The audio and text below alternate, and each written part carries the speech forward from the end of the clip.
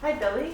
Hello. My name's Ashley, and I'm going to interview you today on the Yukon Government Wellness Campaign. So thank you for coming to share your voice and your opinion on wellness. Do you want to give us a little background of who you are and what you're about?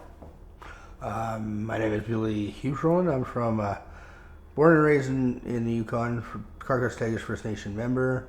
I live here in Whitehorse. I work as a school bus driver, and other than that, I stay home with my son. What do you love about living in the Yukon? Well, yeah, it's home.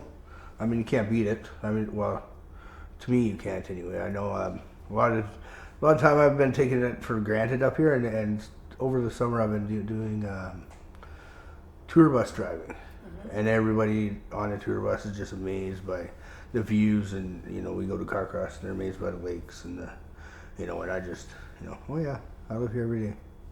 The stuff It's that all right, you see every day, and then Yeah. you hear other people like astonished by it. Yes. Yeah, you got to drive around the contestants for Amazing Race this summer, hey? Oh well, not Amazing Race, but Canada's Ultimate Challenge is what it's called. I Yes. think Very cool. this one. What does wellness mean to you? It just means being healthy, feeling good, enjoying your life. I guess Enjoying your life? being happy, and yeah, doing your best. I guess trying to maintain a stable lifestyle. In what ways does living here in the Yukon help you with your wellness? Well, I guess just living here because it's home. Anywhere else it's high stress. City is stressful. You're familiar with everything here. It's easier to go outside for a walk than it is to pay for a gym membership. So, Yeah, so just that and it's a lot connection of with the land. stress-free type of lifestyle, I guess. Not that I live a stress-free lifestyle, but other people come here for that. Yeah. Sleep, nutrition, and exercise. Which of this do you do the best? None of them. No, I get very little sleep. No exercise. I'll go for a walk or whatever with the dogs, but I don't go to the gym or anything. And what was the other one? Nutrition. Nutrition. Well, if I can afford it, I'll buy fresh fruit and veggies and stuff like that. Right now as it is, we buy a little bit here and there, and then most time we are big meat and basically rice, potatoes. Is there one of these that you find the most challenging out of the three? Well, they're all challenging in their own way. Sleep is hard because I got a injured shoulder, so that keeps me up. I'm going to physio, so that's helping. So hopefully it'll help me run down the road. And affording the food is hard up here. I mean, I'm glad I don't live farther north, but it's expensive enough here.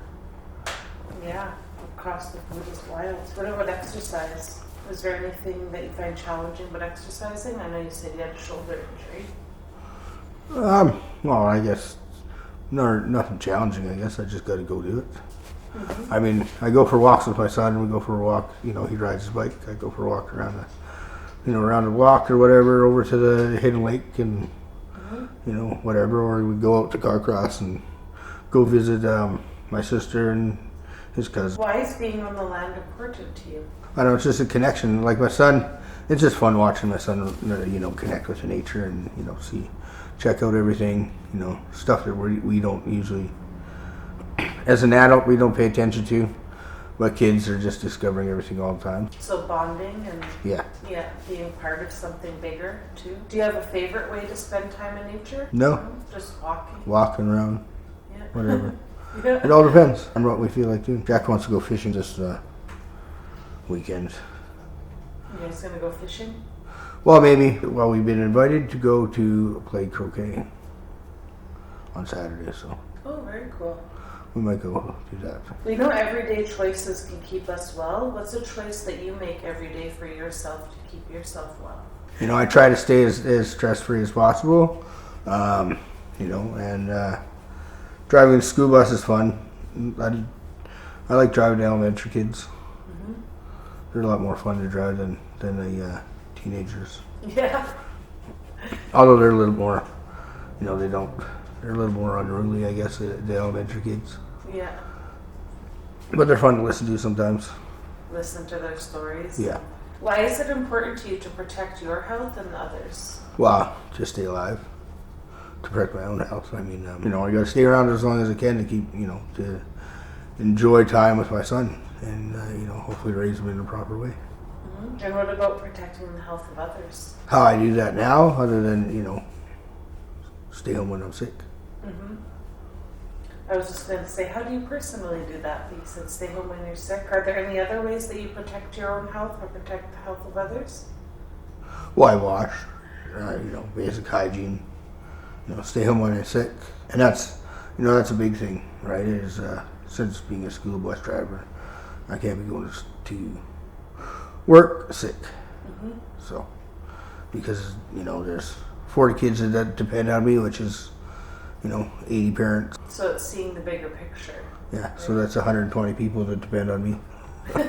So if I get sick, it's a potential 120 people that get sick, and then, that's just those people, not little brothers and sisters and other people that are at home. We hear a lot these days about staying home if we're sick.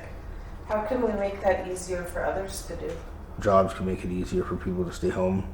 Yeah, I know my job, it's, if I got to stay home, I stay home. What would you say to somebody who doesn't want to miss work or a special event because they're sick? I stay out of the stress.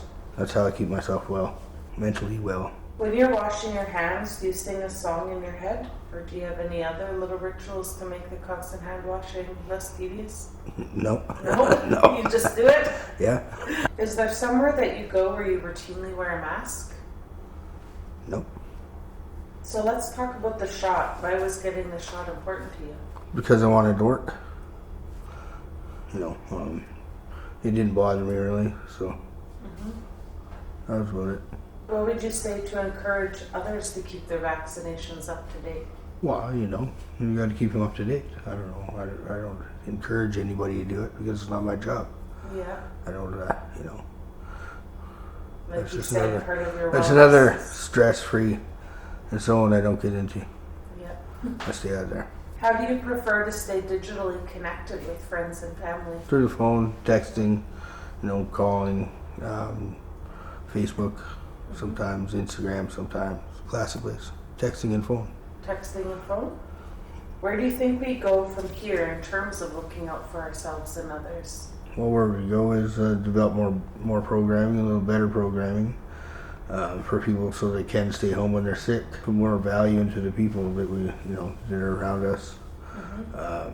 Develop fun and ways to fund and ways to help people that have to stay home with their children. Right? It's I know it's for most people having kids is a choice. Some it's not. So we have to find a way to help them stay at home if they're sick with their kids, or if their kids sick, stay home, to be with their kids. Mm-hmm.